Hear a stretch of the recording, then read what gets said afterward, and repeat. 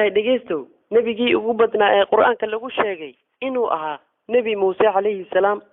moogtahay suurada mujaadala inay ku jirto aayad kasta Allah moogtahay dhegeysto nabi Muuse inuu yahay nabigii ku soo koray guriga cadowgiisa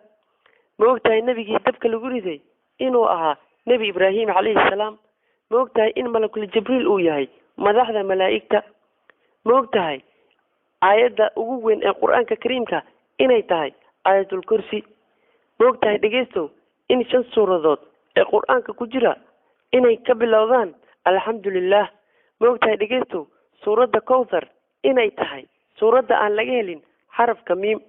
moogtahay dhegeysto in naagtii nabi dhalay nabina uu qabay inay ahayd gabadhii nabi Suleymaan gabadhii nabi Shucayb